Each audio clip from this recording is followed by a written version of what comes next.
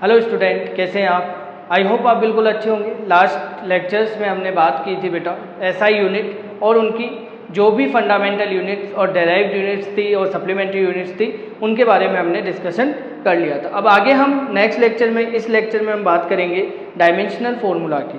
Dimensional formula क्या होगा उसके बारे में हम डिस्कशन करते हैं, क्योंकि डायमेंशनल फार्मूला से रिलेटेड कई क्वेश्चन नीट में भी पूछे जाते हैं और जेईई में भी पूछे जाते हैं।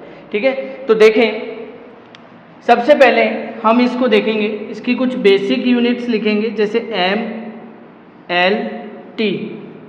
क्या लिखेंगे बेटा? M L T. इनकी पावर लिख देंगे ए बी सी और इसे एक ब्रैकेट में बंद कर देंगे। ठीक है, एम का मतलब यहाँ पे है बेटा मास, एल का मतलब यहाँ पे है लेंथ, टी का मतलब है टाइम। क्लियर है बेटा?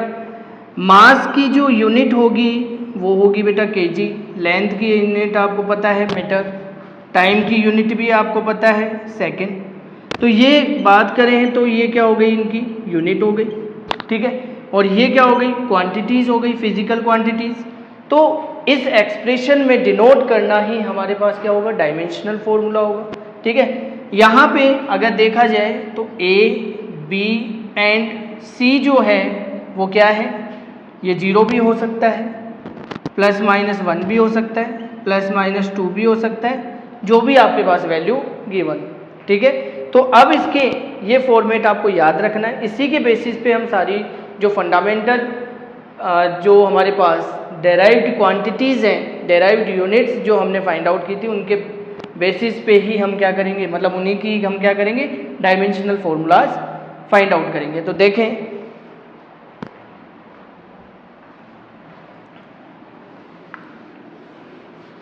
सबसे पहले देखेंगे आप, मैं यहाँ पे इस फॉर्मूले को लिख देता हूँ MALBTC। ठीक है, सबसे पहले हम देखते हैं यहाँ पे डिस्टेंस के लिए, डिस्टेंस की जो यूनिट यानी डायमेंशन है हमारे पास, डिस्टेंस की यूनिट जो होगी वो होगी मीटर। मीटर की जो डायमेंशन आप लेंगे क्या लेंगे बेटा? 1, क्योंकि मीटर कितना है? 1, तो यहाँ पे पावर कितनी आ जाएगी इसकी? 1। क्लियर? सेकंड है डिस्प्लेसमेंट, डिस्प्लेसमेंट की यूनिट मीटर। अगर इसकी डायमेंशन आप लिखते हैं तो इसकी डायमेंशन भी क्या आ जाएगी? L1।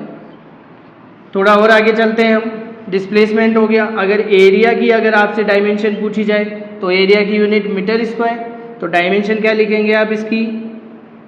L2, क्योंकि m की पावर कितनी? 2। यहाँ देखेंगे आप फोर्थ वॉल्यूम के लिए, वॉल्यूम की जो डायमेंशन है वो क्या होगी बेटा? मीटर क्यूब, सॉरी यूनिट होगी मीटर क्यूब और डायमेंशन क्या हो जाएगी? L3। फिफ्थ है आपके पास स्पीड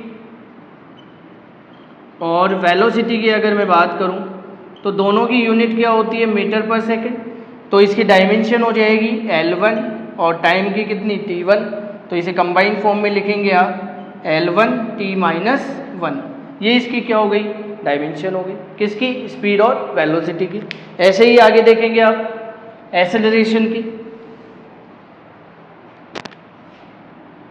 एक्सेलरेशन की आप देखेंगे डायमेंशन, तो इसकी यूनिट की बात करूं तो यूनिट होती है मीटर पर सेकंड स्क्वायर। डायमेंशन लिखेंगे L1T⁻², कंबाइंड फॉर्म में लिखेंगे L1T⁻²।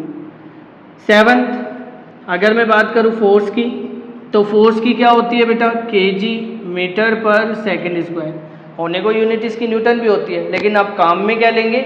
kg metre square per second, kg metre square upon second square. तो यहाँ पे देखो kg को क्या लिखेंगे आप? m1, मीटर को क्या लिखेंगे? L1, टाइम को क्या लिखेंगे? T²।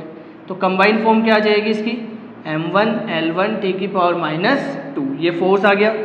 अगर मैं बात करूँ बेटा वर्क की, तो वर्क की आप देखेंगे, वर्क की जो हमारे पास यूनिट थी kg metre square upon second square. अगर इसकी डायमेंशन आप लिखते हैं तो m1 L2 और डिवाइड में कितना बेटा? T2।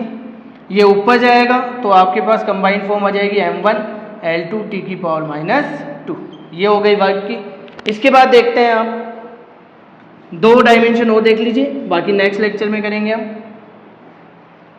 9th, पावर की अगर मैं बात करूं, पावर की डायमेंशन पता करने के लिए सबसे पहले इसकी यूनिट देखते हैं, kg metre square upon second cube. ठीक है, ये बेटा आपको याद करनी पड़ेगी, मतलब आपको पता होना चाहिए कि पावर की जो यूनिट है वो क्या होती है। इसी के बेसिस पे क्या पता करेंगे आप, डायमेंशनल फॉर्मूला या डायमेंशन पता करेंगे पावर की। देखो, मास की m1, लेंथ की l2, टाइम डिवाइड में है, ऊपर जाएगा t की पावर -3। फिर है प्रेशर, प्रेशर की होती है बेटा केजी मीटर पर सेकंड स्क्वायर। तो क्या लिखेंगे बेटा आप, m1 l-1 t की पावर -2। ये कुछ क्वांटिटीज़ हैं जिनके मैंने आपको बता दी बेटा डायमेंशन कैसे फाइंड आउट